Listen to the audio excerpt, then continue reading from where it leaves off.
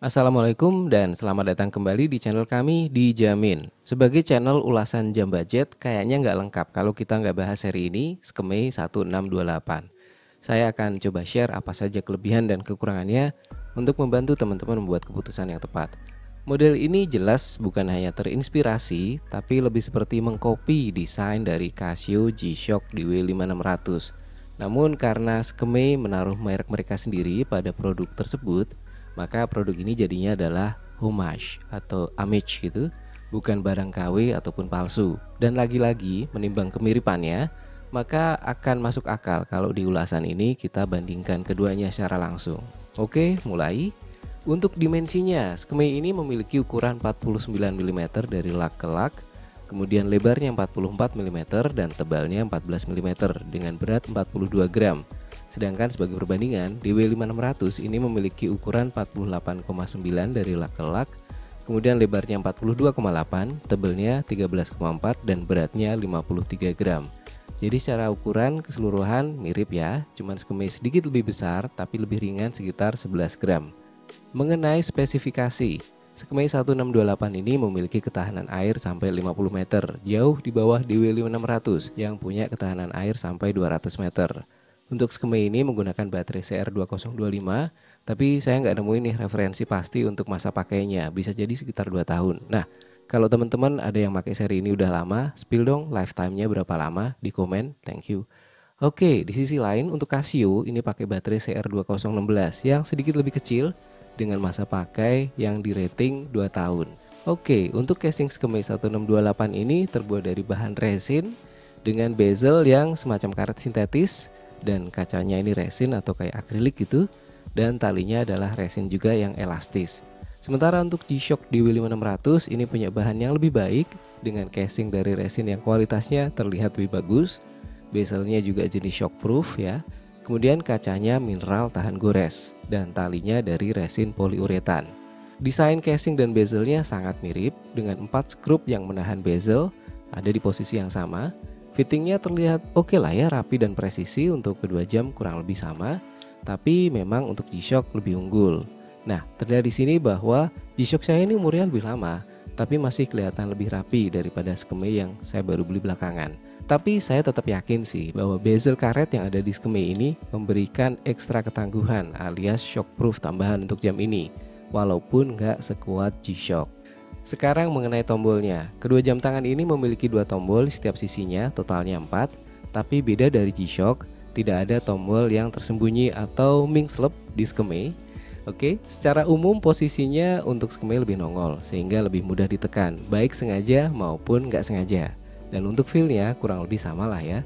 Tapi untuk posisi tombolnya ada yang berbeda. Untuk Skeme, posisi lampunya ada di kiri atas, sedangkan tombol adjust dikasih nama reset di kanan bawah, terbalik dari G-Shock DW5600.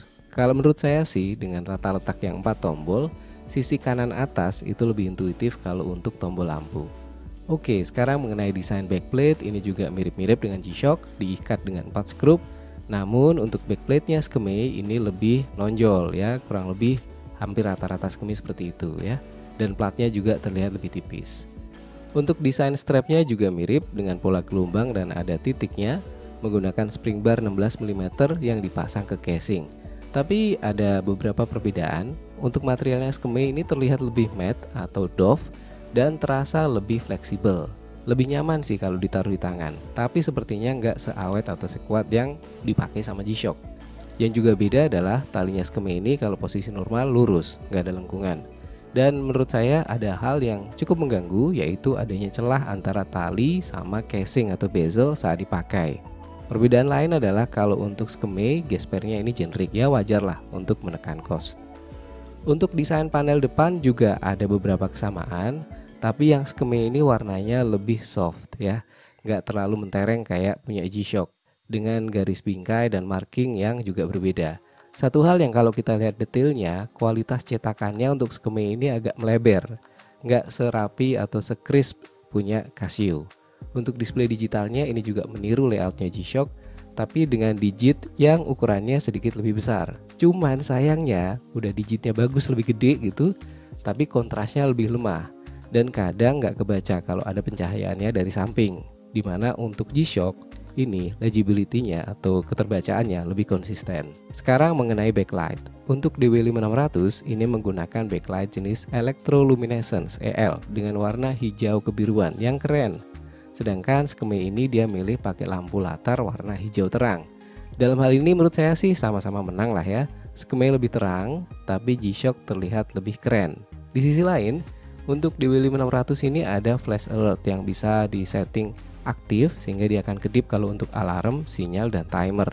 Tapi kalau di Skeme ini ada ikonnya flash alert, tapi cuma buat animasi. Icon ini akan kedip dengan pola mati pada saat detik 0, nyala pada saat detik 2, terus lagi mati pada saat detik 7, dan nyala lagi pada detik 8.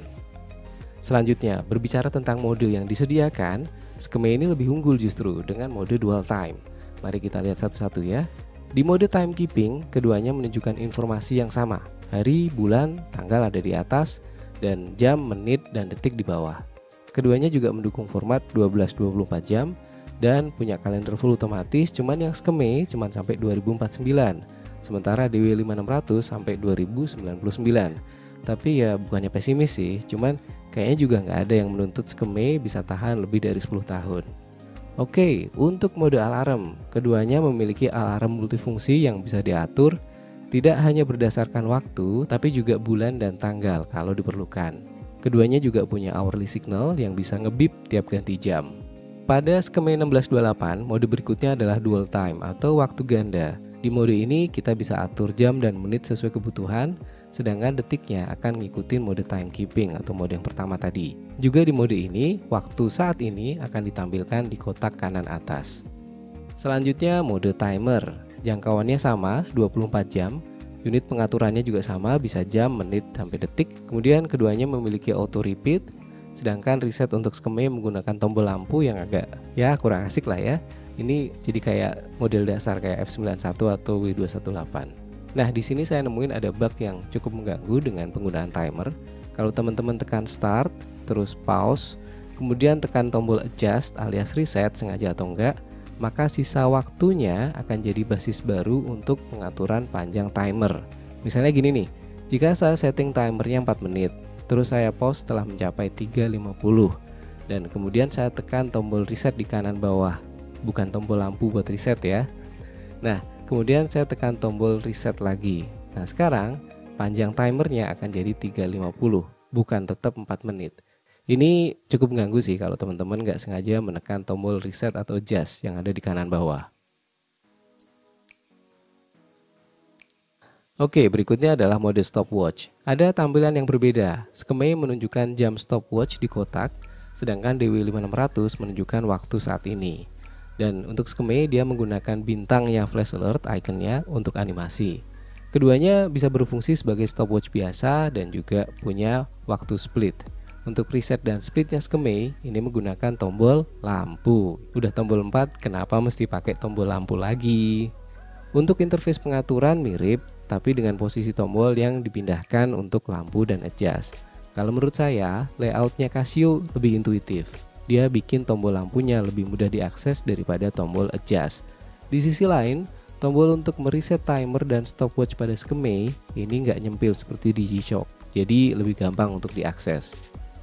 Sekarang mengenai kenyamanan, keduanya mirip sih, tapi talinya Skeme ini lebih fleksibel dan sedikit lebih enteng.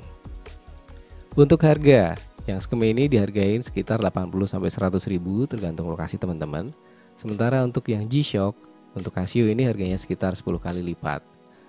Oke, sekarang kita lanjut dengan rangkuman pros and cons-nya atau kelebihan dan kekurangan dari Skeme 1628. Yang pertama, dia sangat ramah kantong.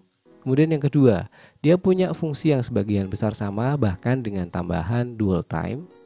Kemudian backlightnya terang dan dia punya gaya kotak yang keren ala G-Shock DW5600. Di sisi lain ada hal-hal juga yang mungkin perlu dipertimbangkan sama teman-teman. Pertama adalah legibilitas atau keterbacaannya agak kurang. Kemudian kualitas materialnya lebih ekonomis sesuai harga. Kemudian ketahanan airnya lebih rendah. Kemudian tidak ada flash alert. Dan kemudian ada bug pada timernya. Dan dia resetnya menggunakan tombol lampu. Kesimpulannya, ini memang bukan G-Shock, Jadi mari tidak mengharapkan Skeme ini sekuat G-Shock. Dan ada hal lain yang perlu dicek juga, misalnya akurasi waktu ya, berapa detik meleset tiap bulannya. Tapi kalau pilihannya antara barang palsu, KW gitu, atau Skeme ini, saya pasti pilih Skeme. Ngomong-ngomong, kalau teman-teman ada budget lebih dikit, saya sarankan juga untuk mengecek Casio seri W218 atau W219. Dan kalau misal butuh fitur timer atau roll time, bisa cek AE1200 yang fiturnya banyak banget dengan water resistant sampai 100 meter. Semoga ulasan dan perbandingan ini bermanfaat, ngasih gambaran ke teman-teman. Jangan lupa untuk kasih jempolnya dan subscribe untuk ulasan mendalam dan konten terkait jam tangan budget lainnya. Thank you udah nonton. Wassalamualaikum.